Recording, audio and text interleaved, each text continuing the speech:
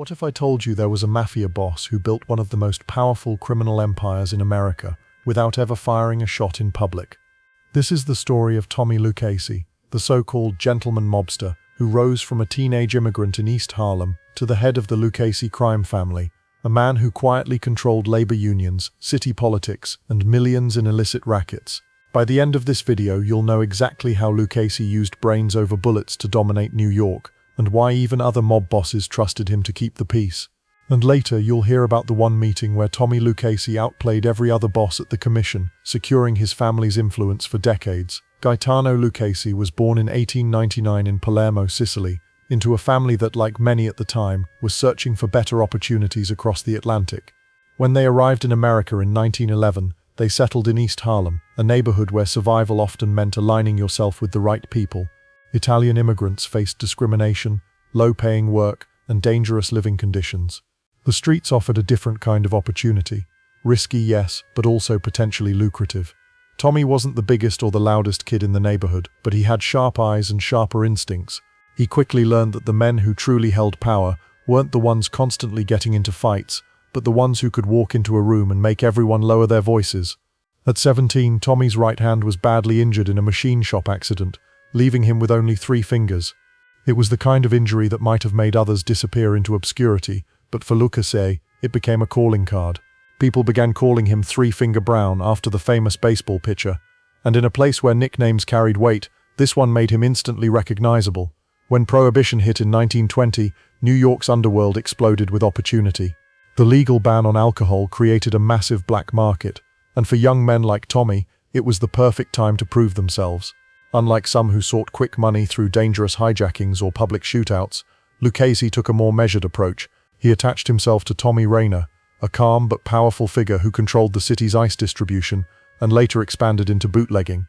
Lucasi handled sensitive tasks, collecting payments, smoothing over disputes, and ensuring the business ran without unnecessary interruptions. Then came the Castellammarise War, a violent power struggle that tore through the American Mafia in the late 1920s. Boss Joe Masseria faced off against Salvatore Maranzano, and the streets ran red as alliances shifted and old loyalties were tested. Rayner's murder in 1930 could have left Lucasi vulnerable, but instead he made the most critical decision of his early career. He aligned with the winning side. By backing Maranzano, and more importantly Charlie "Lucky" Luciano, Lucasi positioned himself alongside the architects of the Mafia's modern era. When the war ended, Luciano reorganized the Mafia into a national network governed by the Commission. The Rayner crew was rebranded as the Gagliano family under boss Tommy Gagliano, with Lucasi as his underboss. It was a role that suited him perfectly. For the next 20 years, Lucasi quietly ran day-to-day operations, particularly the family's control over the garment district. In this part of Manhattan, the Lucasi family held sway over every shipment, every delivery truck, and every labor strike. Union leaders answered to them, and manufacturers who didn't comply found themselves facing crippling delays or sudden labor unrest. Lucasi cultivated a reputation as the gentleman mobster, always well-dressed, always polite, and careful never to lose his temper in public. That didn't mean he avoided violence entirely. When it was needed, it happened behind closed doors and left no room for retaliation. From my standpoint as a historian, this was calculated. Lucasi understood that visible brutality could bring short-term compliance but also long-term instability.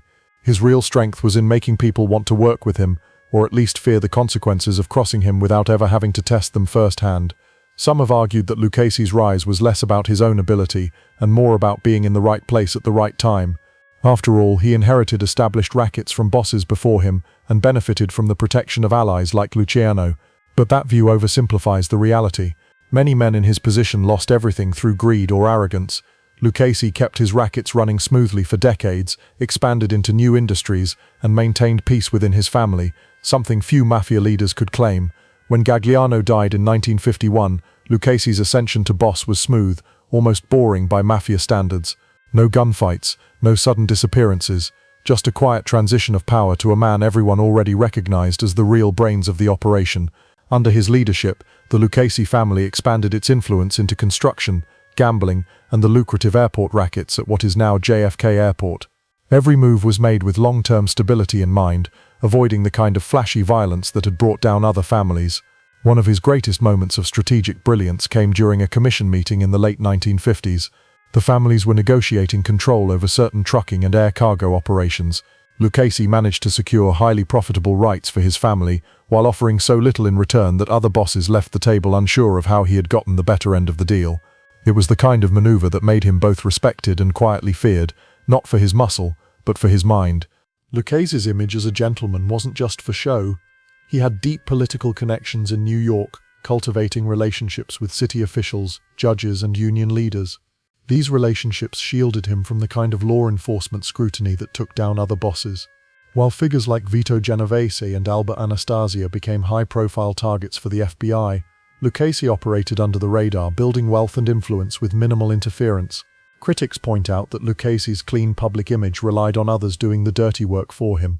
And yes, his captains and soldiers carried out the violence needed to enforce his control. But the genius of his leadership was in insulation. By keeping his name off direct criminal acts, he avoided the evidence trails that often landed other mob bosses in prison. It was a survival strategy that worked. Even toward the end of his life, Lucasi maintained an unshakable grip on his family's operations. When he died in 1967, his funeral was attended not just by mobsters but by politicians, union officials, and business leaders. It was a final display of the two worlds he mastered: the underworld that obeyed him and the public sphere that respected him. From my perspective as a historian, that kind of send-off is rare, and it's telling. It showed that Lucasi wasn't just a criminal leader, he was a political player who understood influence in its purest form. His legacy is a challenge to the common perception of mafia power.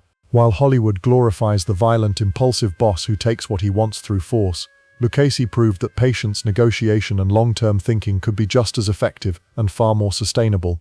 The real lesson here is that in any power structure, whether criminal or corporate, the quiet strategist often outlasts the loud conqueror. Lucasi didn't need to be the most feared man in the room. He just needed to be the one everyone knew they couldn't afford to cross.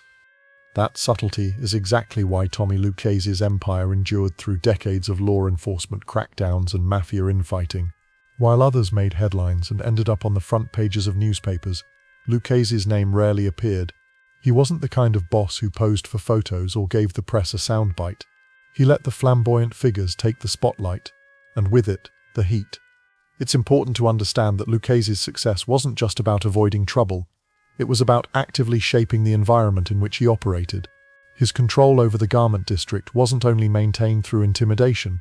He ensured that his allies in the unions and manufacturing companies benefited financially from his arrangements. This mutual benefit made betrayal less appealing. Why risk breaking ties with someone who not only kept you in business but made you richer? There's also a wider historical context here. Post-World War II, New York was booming, and with that boom came massive opportunities for organized crime. Infrastructure projects, housing developments, and expanded air travel opened new revenue streams. Lucchese moved into these areas carefully, ensuring his family's presence in construction contracts, trucking routes, and eventually the rapidly expanding JFK Airport cargo operations. Each move increased the family's influence without causing destabilizing turf wars. One credible counterpoint to Lucchese's reputation as a master strategist is the suggestion that he was simply more fortunate with timing than others. He avoided the chaotic early years of Prohibition's end, came into power during a relatively stable period in mafia politics, and benefited from allies who were themselves skilled power players. While there's some truth to this, luck alone doesn't explain a reign that lasted without major internal or external threats. Plenty of other bosses enjoyed periods of stability, but still managed to implode through greed, ego, or poor decision-making.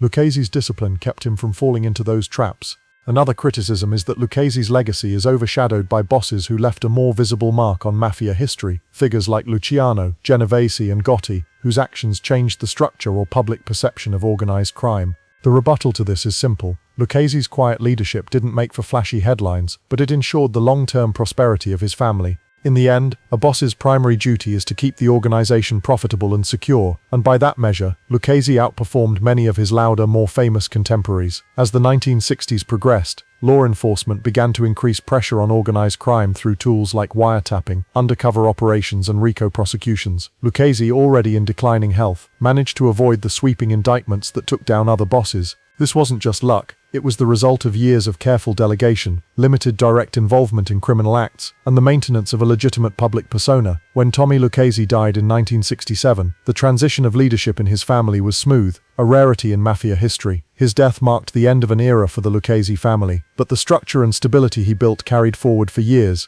The family remained a powerful player in New York's underworld, largely because Lucchese had left them with strong political connections, diversified income streams, and an ingrained culture of measured, calculated action. From my perspective as a historian, Lucchese's career offers one of the clearest examples of the Mafia as a parallel power system. He didn't just run rackets, he operated as a shadow statesman, navigating political and economic landscapes with the same skill that a legitimate corporate CEO would.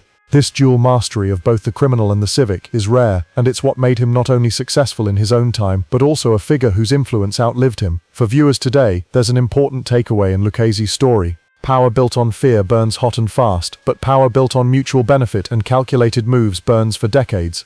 In a world where so many chase the quick win, Lucchese's life is a reminder of the value of patience, discretion, and the long game. So the next time you hear about the Mafia's most feared bosses, remember Tommy Lucchese, the quiet man in the corner who didn't need to shout to get what he wanted, because everyone already knew he could take it if he chose.